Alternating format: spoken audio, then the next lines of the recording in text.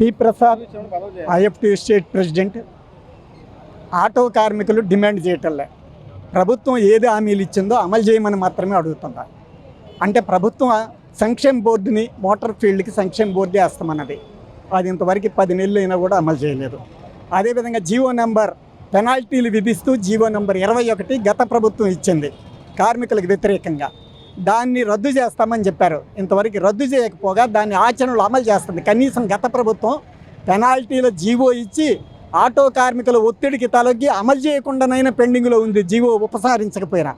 ఇవాళ ఆ జీవోని అమలు చేయడానికి పూనుకుంది ఉపసంహరించుకోవడానికి బదులుగా. అదేవిధంగా ఆటో కార్మికులకి 15,000 రూపాయల చొప్పున ఒక్కొక్క కార్మికుడికి సంక్షేమ నిధిగా ఇస్తామన్నారు.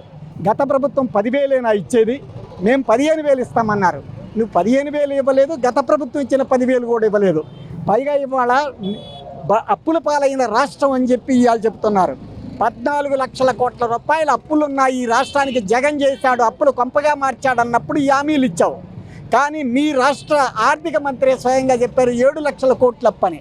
అంటే 14 లక్షల కోట్లను నువ్వేది చెప్పావు అది సగానికి సగం తగ్గినప్పుడు నీ హామీలను ఇంకా రెట్టింపు అమలు చేయాలా?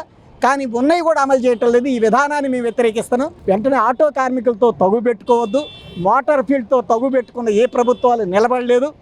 దాదాపు 20-25 ఆటోలు ఈ విజయవాడలో ఉన్నాయి. రాష్ట్రంలో లక్షల ఆటోలు ఉన్నాయి. ఒక్కసారి వాళ్ళు కళ్ళు తెరిచారంటే ప్రభుత్వ యంత్రాంగం స్తంభిస్తుంది. ఆ పరిస్థితి రాకుండా ఇప్పటికైనా అమలు చేయాలని చెప్పి డిమాండ్ చేస్తున్నాం.